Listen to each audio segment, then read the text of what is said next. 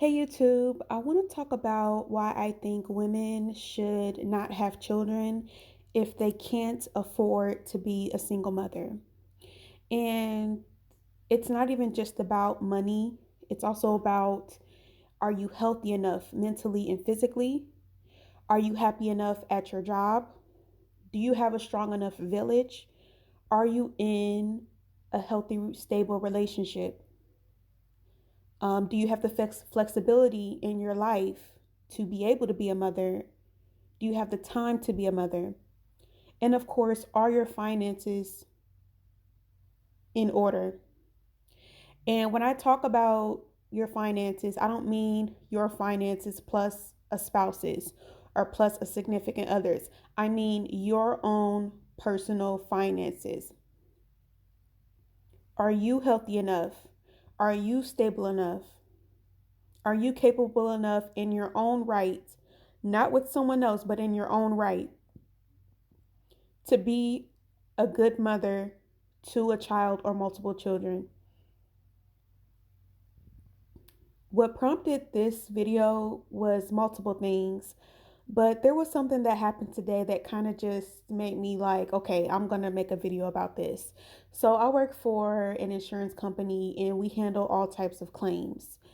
And I had a lady call in today because her claim is still in the pending stage of the claims process. We needed some information from her to finish processing her claim. We just received the information today.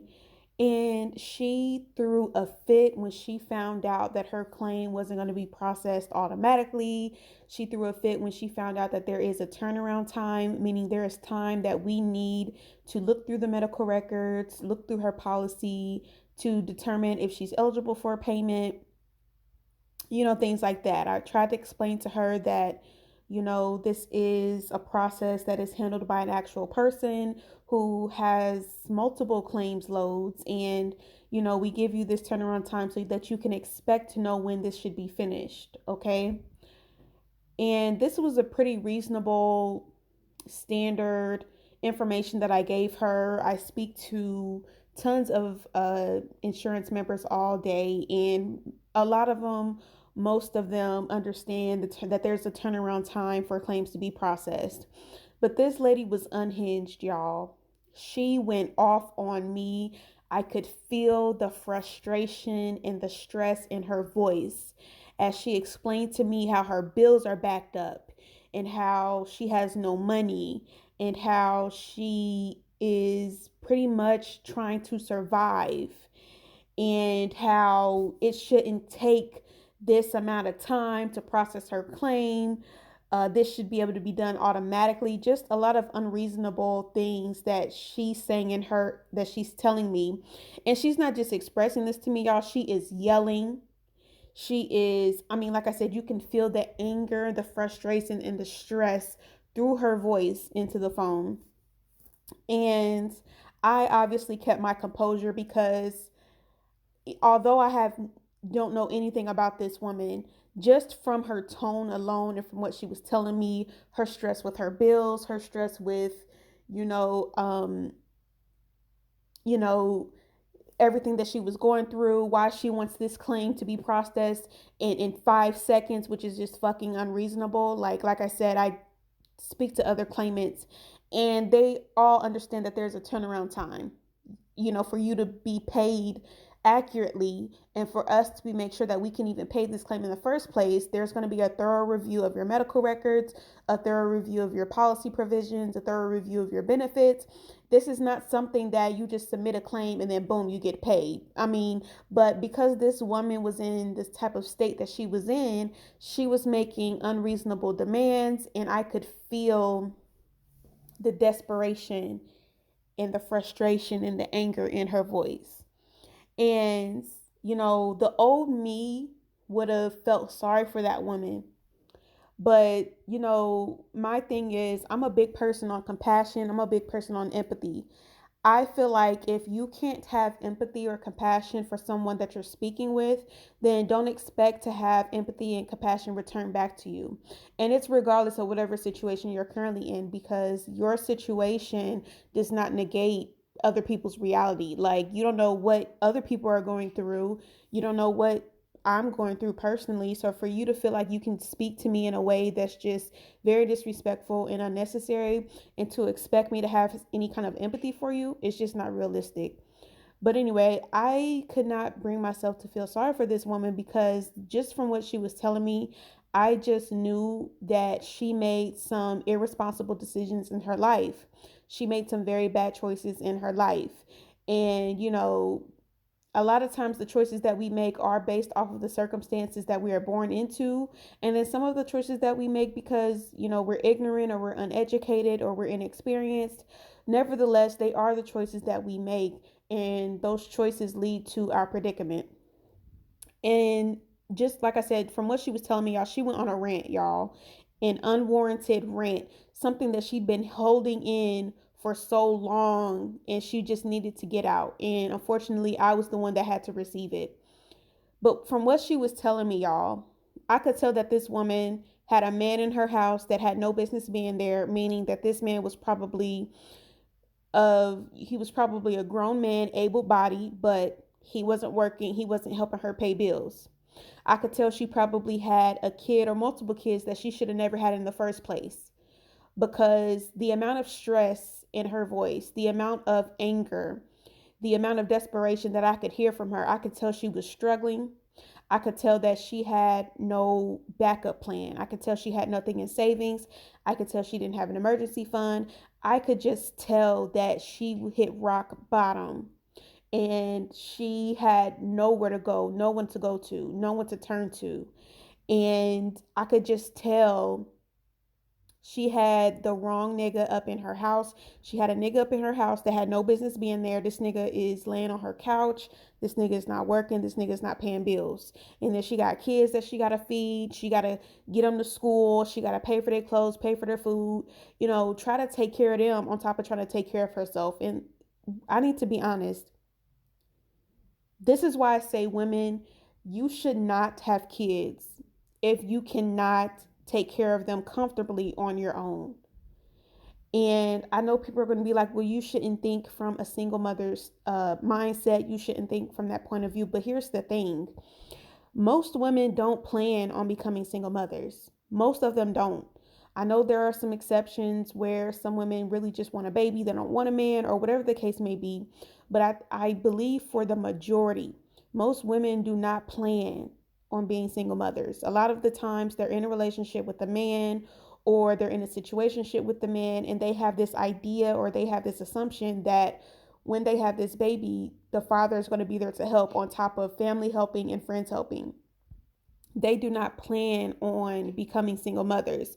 But no matter how good or bad the situation is, a lot of times, even if you don't plan to be, even if all the flags are green, even if everything is lined up and you do things as perfectly as you can, there is still a very strong chance that you're still going to be end up a single mother, especially as a black woman who has children with a black man.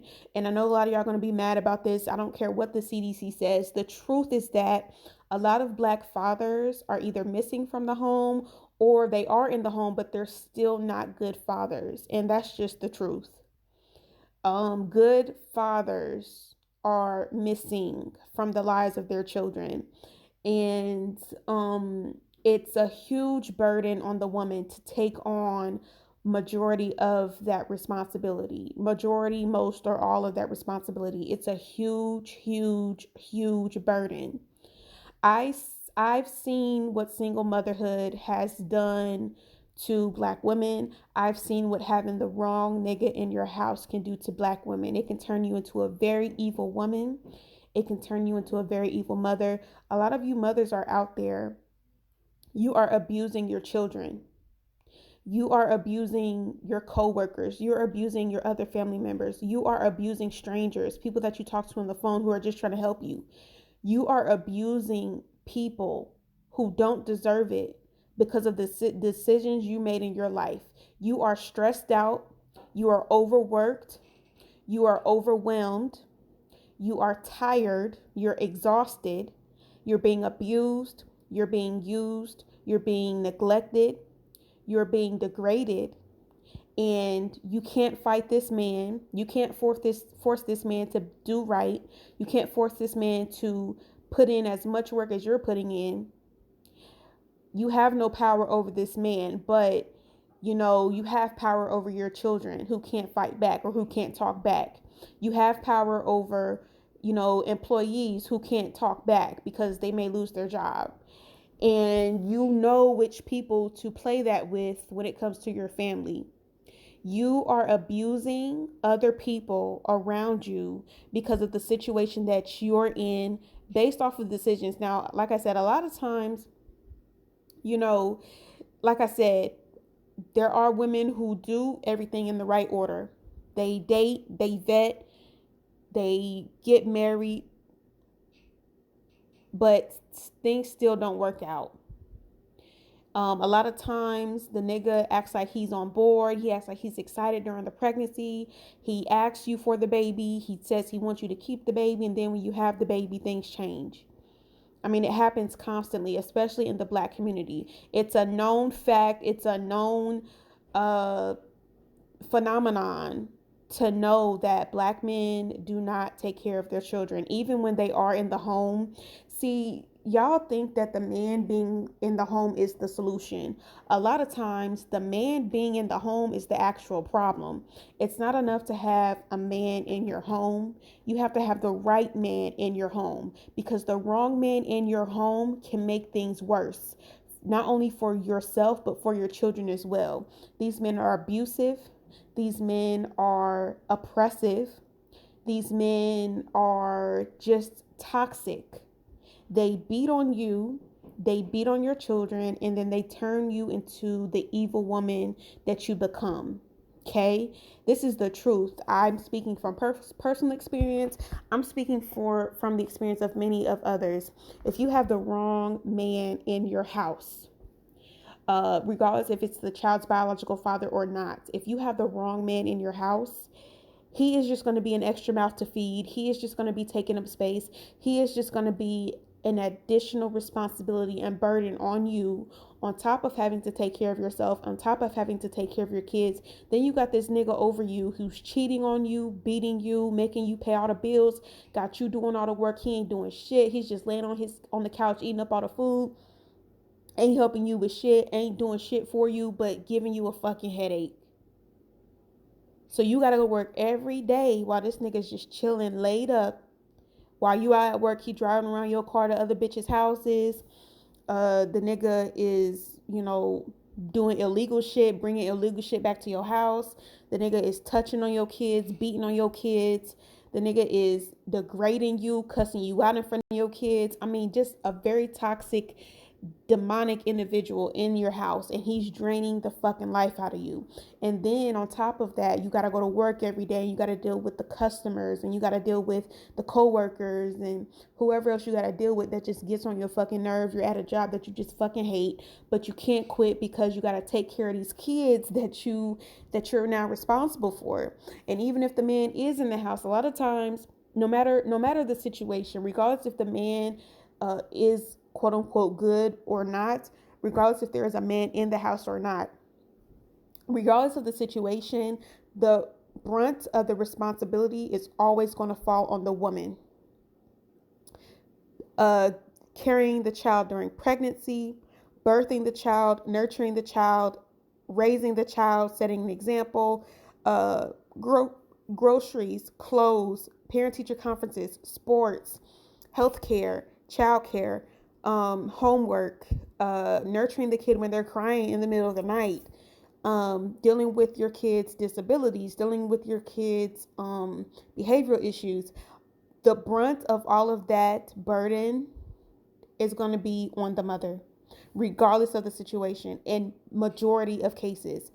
So that's why I say, if you are not in a position, and don't even just think of it as a healthy kid, think of it as a child with a disability. If you are not in a position where you can take care of a child comfortably on your own, regardless if you're married or not, regardless if the man is on board or not, regardless of whatever the situation may be, you need to be in a position to where you can take care of this child comfortably on your own, meaning that you are mentally healthy, you're physically healthy, you have the flexibility in your schedule, you are at a job that you love, you're getting paid well, you have savings, you have emergency fund, you have insurance, you have everything lined up that you can possibly line up on your end. If you are not in a position to do that, no matter how on board the nigga says he is, if you're not in a position to where you can take care of this disabled child or multiple children on your own, do not have kids. Because like I said, no woman plans on being a single mother, but it majority of time it ends up that way, even if the man is still in the house. Even if the man is still in the house, even if you're married, it's a lot of married single mothers out there. It's a lot of women who have men in their home and they're still the woman is still the head of the household. She's still the leader. She's still the backbone. She's still the protector. She's still the provider, even with the whole man in her home. If you are not in a position to take care of a child on your own comfortably, do not have kids, because what you're doing is you are projecting all of your toxicity, all of your stress, all of your anger, all of your insecurities, all of your negativity that you have within you that you can't get rid of because of the decisions you made and because of the trauma that you have not healed from. You are exuding that onto your children, and then they repeat the cycle because they learn from you. They're a product of you. You're the only example they've ever had, and they repeat the cycle. And now we just have generational curses just repeating themselves. We need to stop it with us.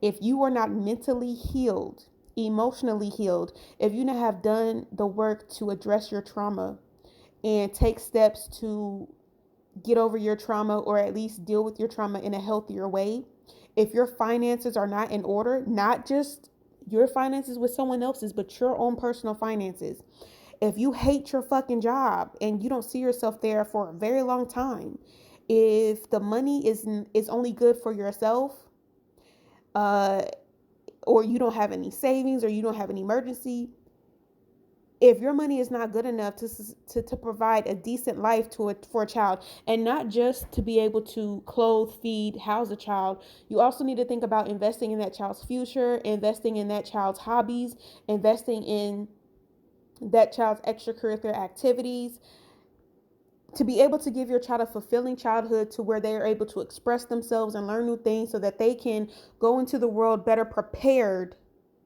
to deal with the bullshit that we have to deal with. If you're not in that position, do not have kids. I hate how Disney and the media programmed us, where the end result is always getting the picture perfect man and the baby and the castle, and having this picture perfect family is the ultimate sign of achievement in life.